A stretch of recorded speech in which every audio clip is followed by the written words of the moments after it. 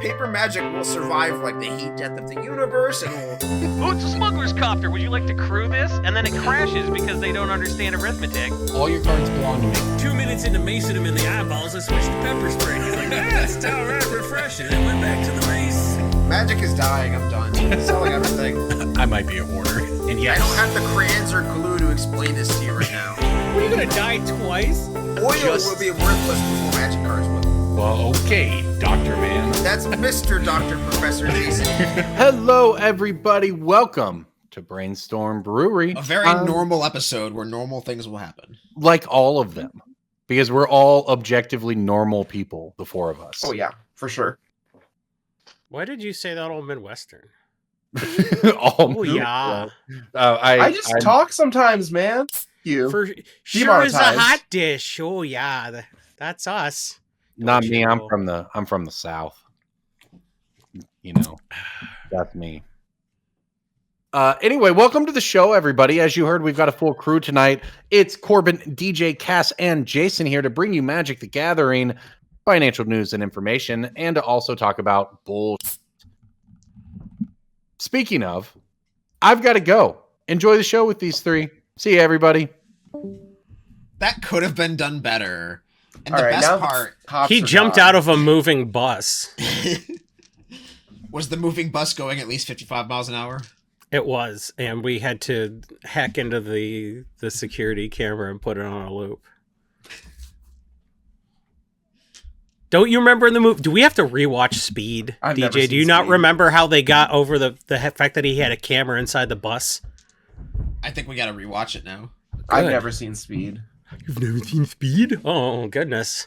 Not only have I seen Speed, I have signed a copy of the movie Speed. I was That's awesome, somebody man. brought a DVD to a Grand Prix. VHS. Oh, was it a V? I don't It was a remember. I remember they VHS. brought it up to the booth. I think it was at a GP Detroit. And do I have at least that part right? No, Philly, Okay, maybe, I or don't know. Pittsburgh? I don't remember. They brought it to a Magic event, and they brought it up to the booth, and they said, "Do you know if Jason is here?" And that was an incredible moment. Yeah, you DM me on Twitter. You're like, you need to get over here now. Yeah. So, yeah, we need a speed refresher. We could do like a speed riff tracks thing for patrons or something. You watch me watch Speed for the 40th time. Silent, no commentary. It's webcam on I'm your just face. watching. It's one Just of eating those, popcorn. Yeah, it's one of those React videos, but like there's no commentary. You're just watching. I'm allowed him, to like, have popcorn. Your facial reactions. This is Brainstorm Brewery. Chewing in the mic would not be out of line. Well, it's out of line for the three of us, but it's not out of line for this podcast. You know That what's absolute animal. I would love to take this podcast more seriously, but I can't. I can't harness any more professionalism. I use all of it in my professional life. And by the time it's time to get on the podcast, everyone's like, if you advertise the cast a little better. And it's just like, You have a oh, professional life? yeah. You know what is in line for this podcast is a consistent segment every week called Breaking Bulk, where we teach you and each other about some Magic cards that are worth money that you thought were worth nothing. Breaking bulk time. Breaking bulk time. Break. Oh, yeah, breaking bulk. There's so much good stuff. It's a pick. Breaking bulk. The end. Did Corbin tell us the ad reads we got to do this week before he jumped out of the bus? Breaking Bulk is brought to you by MTGstocks.com, the premier way to look up card prices, sealed product prices, interest analytics, and paying them for getting value out of your collection.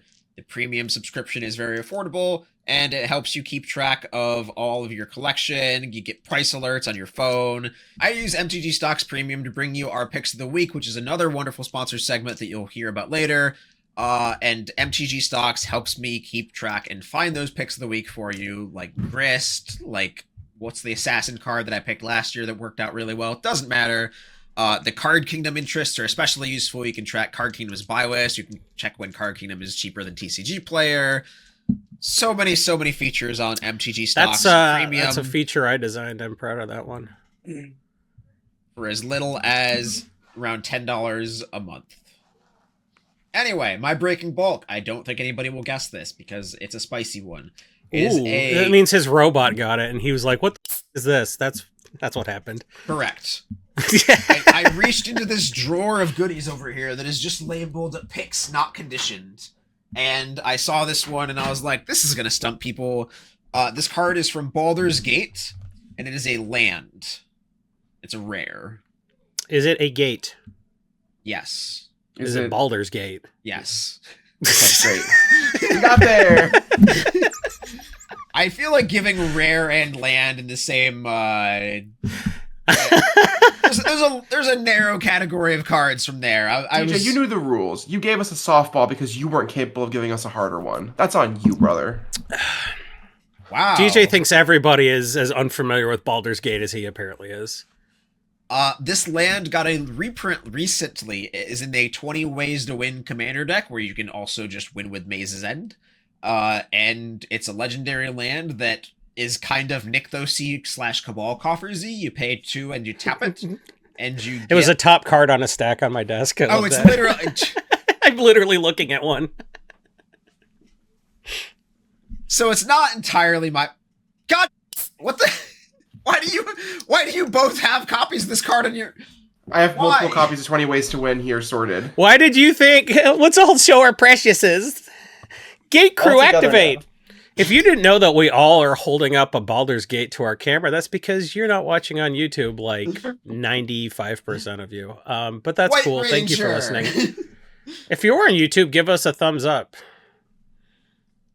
And hit the bell icon and hit the subscribe button. So one of the funny things about watching a lot of YouTube while I work is you can tell when YouTube, the company, tells their like high subscribing video makers to change their ad copy and to change their like pitches for wanting more stuff. So like I learned recently that just through watching YouTubers request subscriptions, that YouTube told its YouTubers to be like, hey, check to make sure you're subscribed, even if you think you are. That is a continuous refrain over a lot of YouTube videos I've been watching recently. Because normally it's just like, subscribe, hit the bell icon, boom, subscribe. But nowadays they're like, subscribe and double check because you might think you are, but you're not. Because so, like, your feed is full of my videos. That does not mean you subscribed. Correct, yeah. So check to make sure, scroll down and then enhance, hit the computer enhance button. Ask your grandpa if you don't know where it is.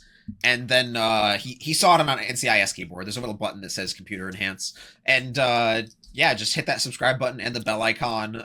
You should finger something it, I think. Wait. Is that the NCIS 1 user keyboard or the 2 user keyboard? Oh, right, I forgot. NCIS LA. For when you need to dump them on the other side of the firewall. And if you subscribe to the podcast on YouTube, go ahead and go in the comments and say, I'm going subscriber mode, so that we know you subscribed. I'm going subscriber. Yeah, if you don't post that, actually, we will boot you from the podcast forever. You can't. Subscriber mode is like, it takes simping to a whole new level.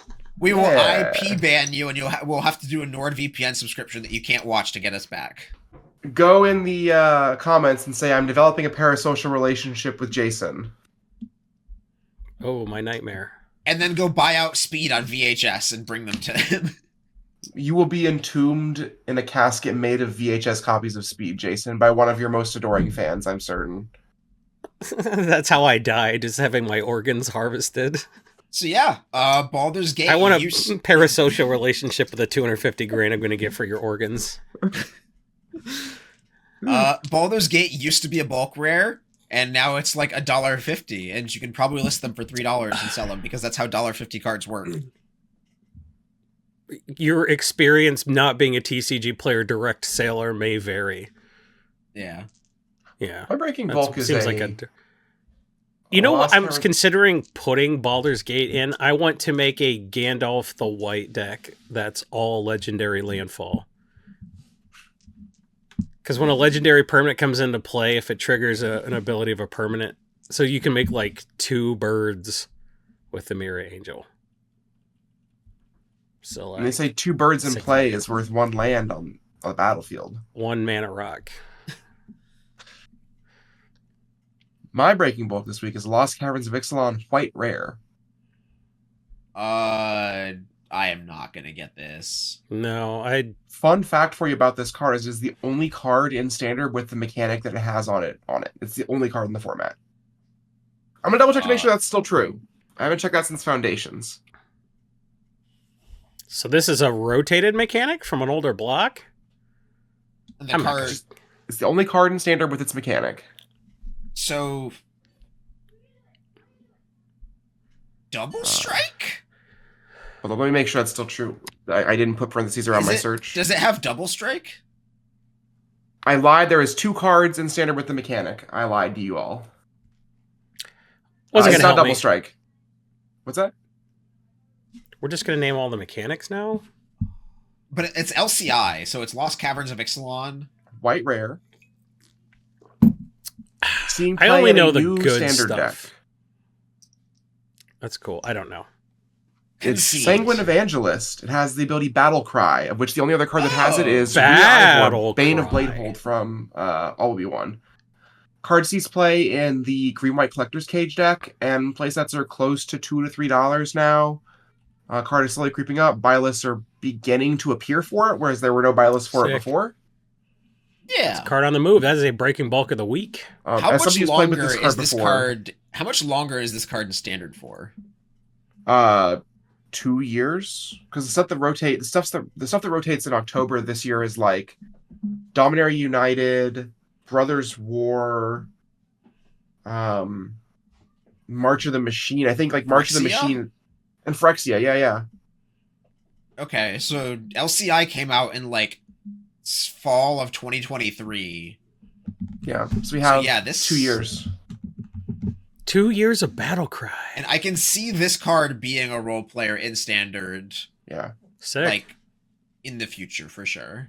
It's a vampire, which, works with a lot of kindred stuff. It makes tokens, it pumps tokens, it's resilient to sweepers that aren't Sunfall, which will rotate before this card leaves Standard. Big fan of this card. I played with it in RCQs in January of 2024 in like Green-White Tokens decks, and it's back in the Green-White Collector's Cage decks. Big fan. I got one, and this is being bought for $1/4 cash on Card Kingdom, where you should buy list.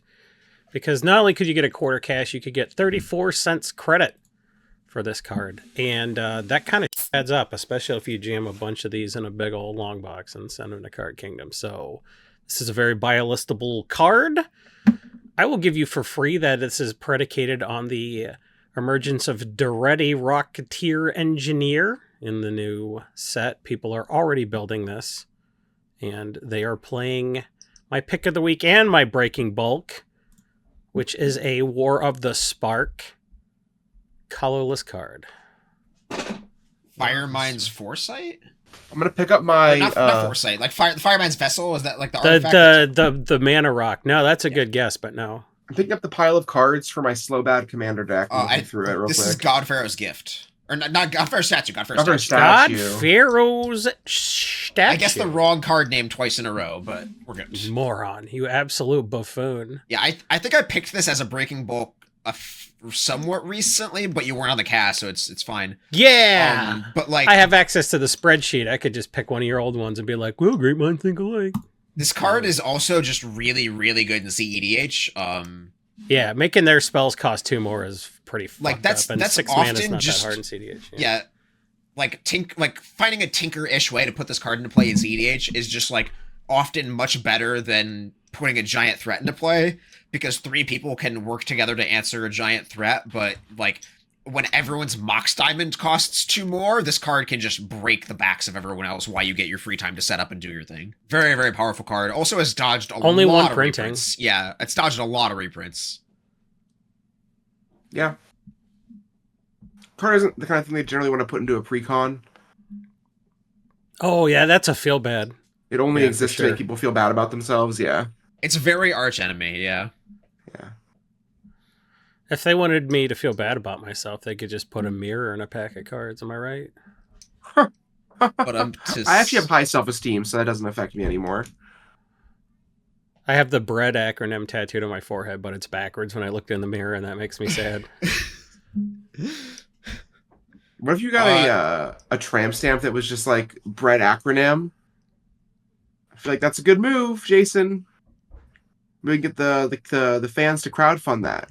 Get Jason a For tramp when I'm stamp. getting railed doing a booster draft? Yeah, man. That seems like something that you would do. My butt I was plug balls deep in vibrated this and told bear. me I to- forgot to take a bomb in the first pack. My butt plug vibrated and told me to take this rare. You all are making it a sex thing. I'm making it a No, statement of no, fashion. my butt plug is not vibrating because somebody was telling me what card to take. My butt plug is vibrating because my wife just got home from work. One of my She favorite booted up her phone. One of my favorite tweet formats is someone posts like the Love Sense app or whatever, like the graph charting it, and it like drops, and it's like, bro, my crypto's crashing. All right, and Corbin is aether drifting us back onto the topic, even though he is not here. And that topic is... Can anyone guess? It's not aether drift, it's the fact that secret lairs are coming to LGS's. What does Aether Drift have to do with racing? Just because it has the word drift in it? I believe man. it's the name of the race. Like, they're calling it the Aether Drift Grand Prix. They can't call it a Grand Prix anymore. It's called a Spotlight Series. The Aether Drift Spotlight Series. If you finish in under 3 parsecs, you, Aether Grand Prix crossed out, Magic, or Aether Con crossed out. Now this is Aether drifting. With Aether Drift, if you ain't in control of the... if you ain't how to control the Aether, you ain't in control of the Aether. They actually... It was originally Kamigawa Drift, and they changed their mind about that one at the last minute. Makes sense. I mean, they have an Akira slide for some of the whatever the poster artwork. Chandra is doing an Akira slide. That is one of the first things we've Chandra seen. doing an Akira slide? Yawn. I'm kind I of don't know. charmed by that. Yeah.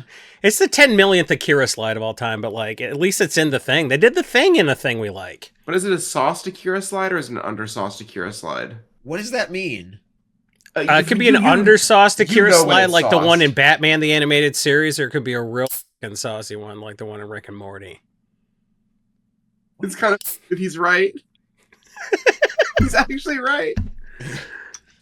I don't... I've seen both of those media. I don't know what you're talking about, though. Sometimes there's an Akira slide reference that's just like, wow, that was nothing to me. Yeah. And sometimes it's actually like it's done well. Like it's purely a visual thing, I think. Yeah.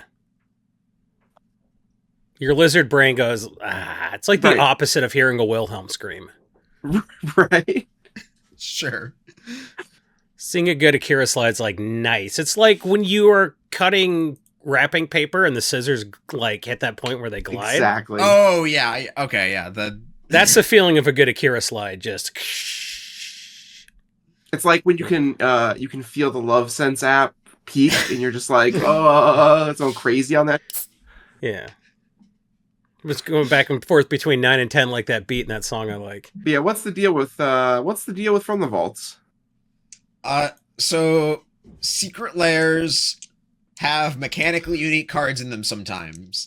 And as of today, the year of our Lord 2025, where the list is no longer in production, Wizards is trying a new method to bring secret lair universes within variants, so mechanically unique versions that have the magic skins. So if you think like the Friends Forever versions of the Stranger Things cards, they're all like Innistrad guys, and the Walking Dead Rick versus whatever the Greymond, I think is his name, Avacyn Stalwart. Grey Health or something, yeah. Something like that. But Wizards is trying a new way to bring those cards into your... Not into your hands, into your LGS's hands, where you will have to exchange money and goods or services to get them. This means that the next time we have a drop that has mechanically unique cards in it, so like maybe a Final Fantasy or a... I almost said Star Wars because we've been talking about Star Wars, or a Marvel Spider-Man, we're going to make a limited quantity, emphasis on limited quantity, of those non-foil drops available for WPN stores to sell directly to you. Those drops will be on sale in stores while supplies last. After they go on sale on the Secret Lair website, but they will be the same non-foil drops you could buy on secretlair.com, just from the person who runs your Friday Night Magic. Quote, it's a bit of a test, but it's one we're excited about. Finding the best ways to get mechanically unique drops into the hands of players who want them is something that's very important to us, and we're excited to try this new approach. So my take on this is, if I'm an LGS... Are you an LGS, though? That's a great I thought question. You were. Hey, if I'm an LGS and there's one of these that's just like not good, I just don't order it. And if none of the LGSs order it, then those cards are way more scarce relative to the other ones like it. Yeah. This is Like- the same problem as like when people complain about print to demand. Right. Like, oh, you should, how dare you make a limited quantity of these wizards? You should make them print to demand. And then like they make the Thassa's Oracle Secret Lair print to demand, and then the card's like $100 2 years later because nobody bought it when it came out because the demand was low when it came out, and now it's a very, very powerful card. This feels like, I mean, they've done a couple different LGS Secret Lairs before. They did fetch lands that were very overpriced, and then they did pathway lands that were very overpriced. And neither of those products did very well to my recollection. The fetches are like kind of the same price as their Zendikar counterparts nowadays. There's no real big premium for that artwork. And same with the pathways. And I mean, back then they also took up like a sizable amount of space. Like the pathways box was like this big for 5 cards. And I bought it out at LGS last year, and like they had 10 of them left, and 10 of those boxes were like as tall as me, which like something short joke, but like they were it would take like 35 of them to be as tall as me. Yeah. It's like the banana for scale. We're just using Secret Lair boxes for scale now, but like I will say did you throw away that trash and take out the 5 cards from each one, or did you haul all of that trash? It took like several weeks of them being in my garage, and they just went out with the recycling bins like 1 week at a time, like for one or two of them. Jeez. Yeah. One note about the fetch lands from those did kind of get a reprint in the summer drop that year, where every time you bought like a bundle, you got one of the fetch lands. Yes, that is how I have my Garth factory sealed fetch lands. That was the only way they came factory sealed, is if you bought the bundle and got one random one. So I had to collect the Infinity Stones and find one of each factory sealed fetch land that came with a bundle. Are the cons ones in pre-release kits? Cons are not in pre-release kits, but they are in, they're in MH3 pre-release kits, but like not cons. That's sick. So I do need 5 factory sealed MH3 fetches for anybody out there who might crack pre-release kits. Just keep an eye out for me. I'll happily buy them. But anyway, this feels like kind of a nothing burger. I mean, we're bringing it up because it is news and it is like happening. But I like don't, that they're trying it. I don't know how they can do this in a way that like doesn't put more risk into the hands of an LGS owner. Right. As an LGS owner, all you're doing is buying risk. And like, but if you think it's too risky for everybody else, you should be greedy when they're fearful, and the cards will be scarce, so you'll be benefit from ordering a lot. So many things happening with LGSs are just playing chicken with your competition to see who can make more bad decisions until one of you goes out of business. Yeah. And like but the actual joke is any LGS that's back with money that's not from the LGS is just going to be able to do all of these things and crush everybody else. So Yep. And it's actually one of those things too where it's like it's a manufactured problem, because if WotC was always selling these things to the LGSs, it'd be so different. But because direct to consumer sales happen, it's bad for the LGS model. This feels like throwing a dying dog a bone. Yeah. I bought out a different LGS last year that was closing down in my college town because a competitor opened up somewhere nearby, and the competitor LGS is just like a hobby shop meaning that like the person who is owning it and operating it, air quotes, like they're just doing it as like, oh, I don't need to do this to make money, because they work at a nuclear plant. Right. So like the LGS that is going under just like can't compete because that's their job, and they don't have infinite money to funnel into everything. And so like at the start of the college year, they're just like, oh, I need to find my niche. This new competition's like just has everything I have in stock. Well, I'll do minis. I'll do like Warhammer stuff. And then like his competition a month later is like, I'll buy into minis too. And like that doesn't matter to him because he works at a nuclear power plant. So like that person can just buy all these secret layers and just be like, Do you- limited quantity. Do you think I'll buy 'em people all. who work at nuclear power plants make lots of money? Homer Simpson worked at a nuclear power plant. He made I good know- money. He owned a single family home. They have 2 cars. Yeah, and not an LGS. He had He 3 owned one kids. car, and it was from Guatemala. Oh, they had 2 cars. I've never seen The Simpsons. That's either. true. Is the red one and the pink one? You're right. Yeah, I'm Shit. f***ing right. I've never even seen it. Ah, you're right about the number of cars the Simpsons got. They Congratulations. have like 30 children and 6 pets or something. It's fine. Homer Simpson made good money. He was just stupid. Correct. And nowadays, most of the LGS owners trying to make this decision to buy these secret layers are, number one, doing so as their customers are already used to buying them direct from the website. And, like, we're in an industry where that amount of capital is precious. Like, this person has 3 money and no kids, and they have to decide where that 3 money goes. That was a good joke. You. So I was reading a Reddit thread about how much money Homer Simpson makes. Did they say I'm so $80,000 sorry. a year or something? Actually, apparently in the episode Much Apu About Nothing, Homer makes $479.60 before taxes each week. Discounting bonuses and assuming he's paid every week, he makes $24,939.20 annually. However, that's in $1996. Adjusted for inflation, that's about $49K today. With 3 kids and a mortgage, it's not outrageous to call that upper-lower middle class. What does that mean? Upper Lower middle. It's not lower. Lower upper middle class is when you're upper. I'm lower upper middle class. He's upper lower He middle. also has the royalties from the B Sharps, whatever that means. Yeah, the B Sharps were his the barbershop quartet. Baby on Board was the However, song they had, right? In episode American History Excellent, season 21, episode 17, Homer says that he is drinking his salary when he drinks a $60,000 bottle of wine. So it seems like Homer might not be reliable about how There much was money another he's making. joke too, where someone said something about like $100,000. He's like, I make that in a year. Maybe inflation works differently in Springfield. Well, yeah. Every 10 years they redo the When Marge Met Homer episode to make it 10 years earlier.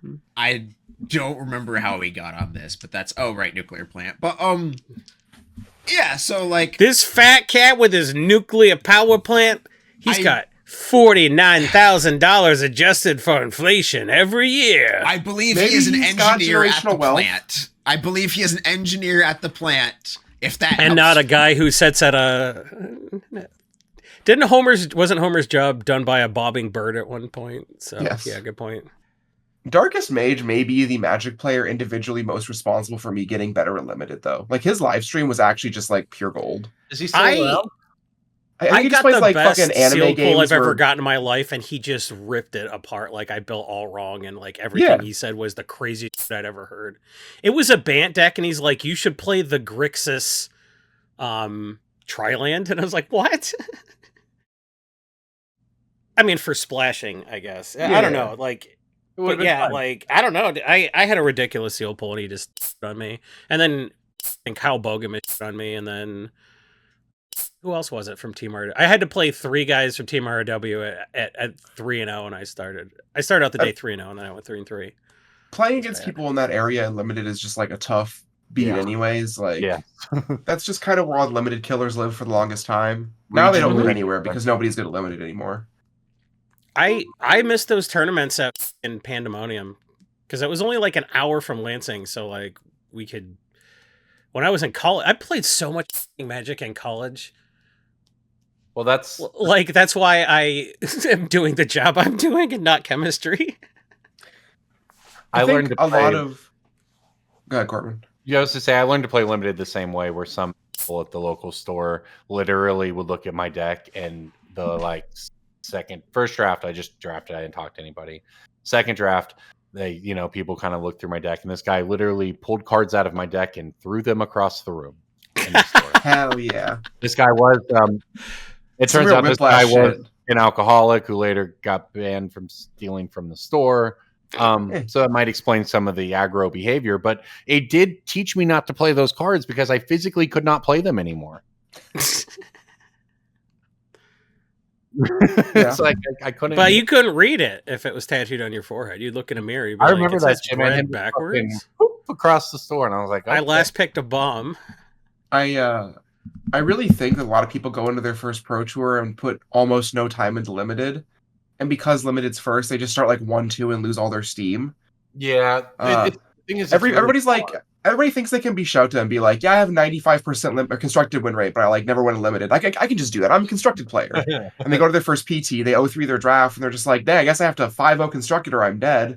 Yeah, to be fair, like logistically, the teams that have 8 people to grind good pods with good data have such an advantage on anyone who's like, I'm going to play on Arena. Right. You know, like it's one of the things so unfair for the teams that exist versus new players who don't have a team. That's why calling it 13-year-old Kyle unfair is Bogemus tough. was shitting on everybody because he like learned how to play Magic from Mike Jacob.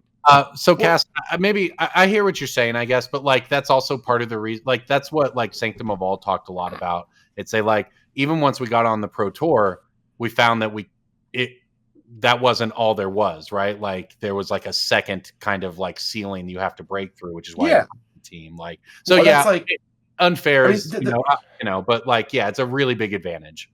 The DMV area, there's like multiple groups that put together draft camps for every set when they have Pro Tour qualified players, and like we have like people who have played on the Pro Tour once or twice all get together and help like the 2 of us who are actually qualified jam like 3 drafts in a day, and then we talk about data afterwards. And like as spoilers come out, we have things separated by color and rarity, and we're like stack ranking things as they go.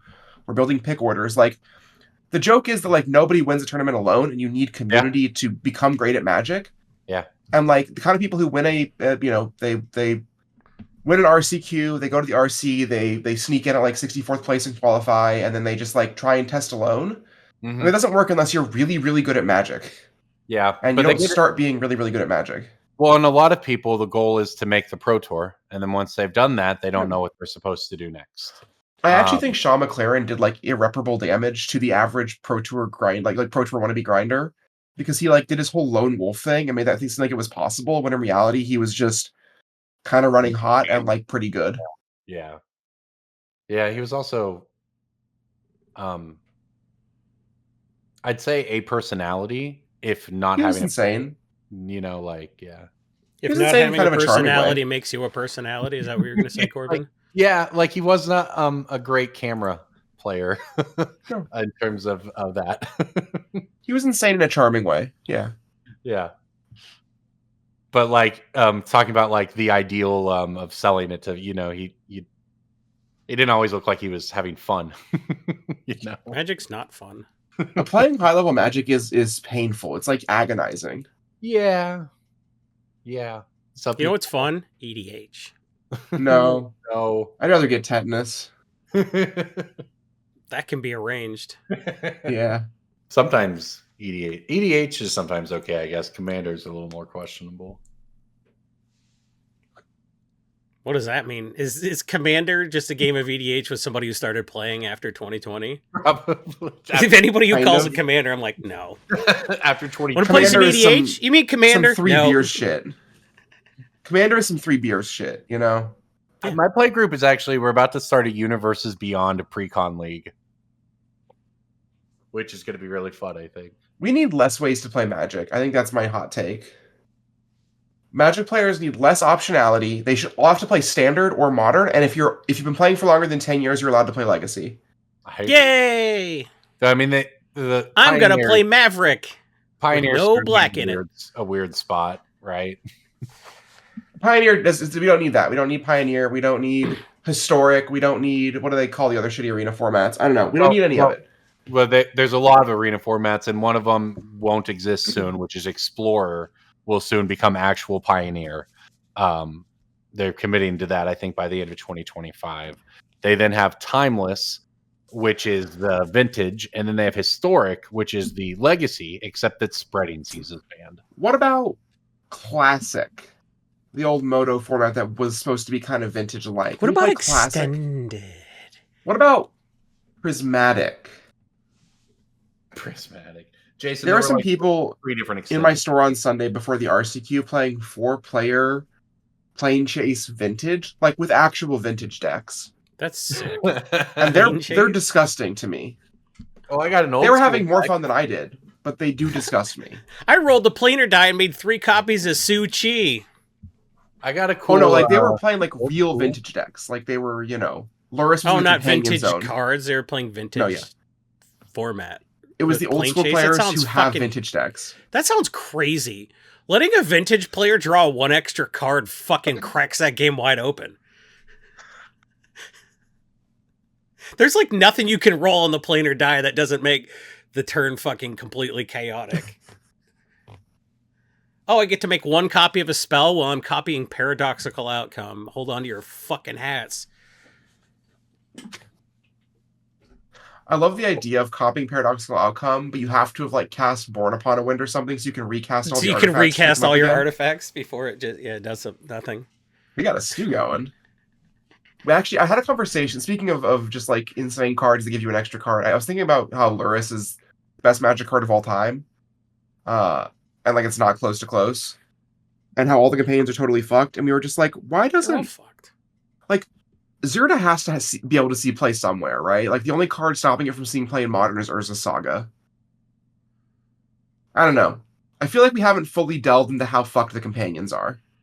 They are very fucked. Like, but Lutry would just be like fucking boring. I think it would just make EDH a lot more homogenized. Yeah, I think Lutri is awesome, and like there's this one Modern player, Collins Mullen, who shows up sometimes with a Lutri Modern like Grixis control deck, and like that's sick. Whoa. Yeah, That's I think rad. he like top 8'd an open one time with it. Like he's a very good player who likes his weird little deck. But like I feel like Obosh is still legal. That card's kind of messed up. You can play Smart Twin combo in Karuga. Yeah. Obosh is cool. I like all of them. Yeah, they're all Who's really the one cool where cards. if you play all enchantments, you get... Fuck, what's That's that one? Omori. They have to all be the same type, whatever the Yeah. card type in your deck is.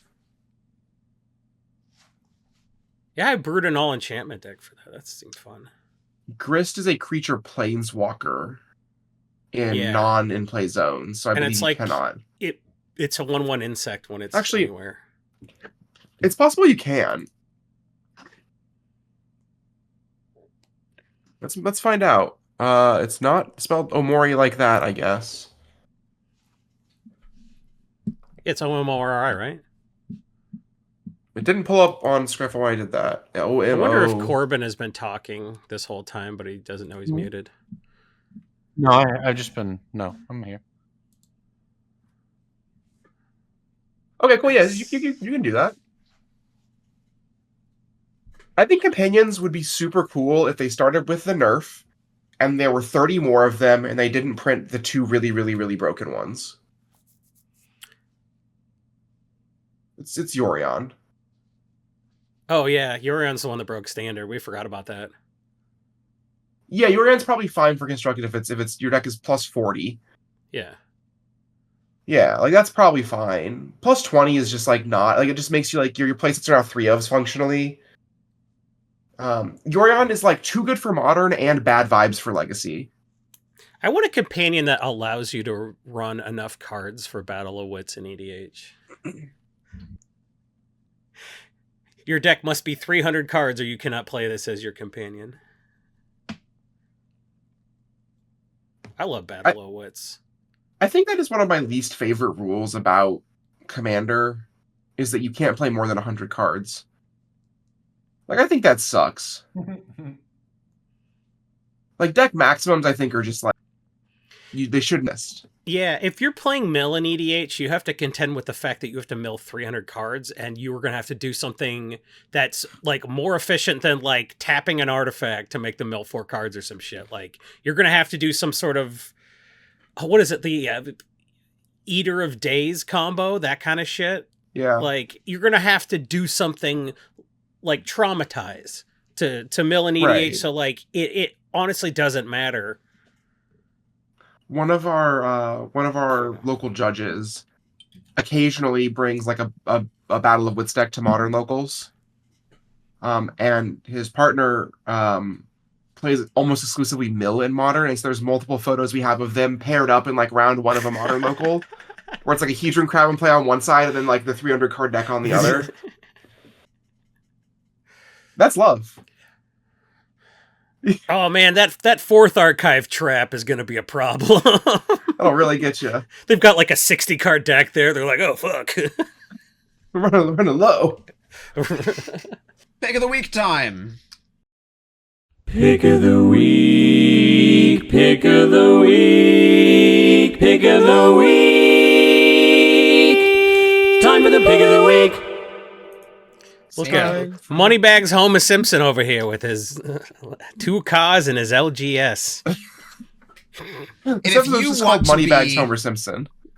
and if you want to be a Moneybags Homer Simpson drinking $60,000 wines and having your 2 kids and your 2 cars and your 3 money no kids, then you're going to want to listen to these picks of the week that are sponsored by Coalesce Apparel and Design, which is the best place to get your sweet, sweet Magic apparel so you can rep it, and then your GPS on your phone is not working when you go to the Magic event, and you're like, where's the goddamn convention center? Every building looks the same. And then you follow the Coalesce shirts, and you're like, oh, that's a backpack, but that could be like any backpack. And then you see the Coalesce shirt, you're like, that's a Bird of Paradise hoodie, that's where I'm going. And then you see a Brainstorm Brewery hoodie, and you're like, that's where I'm going.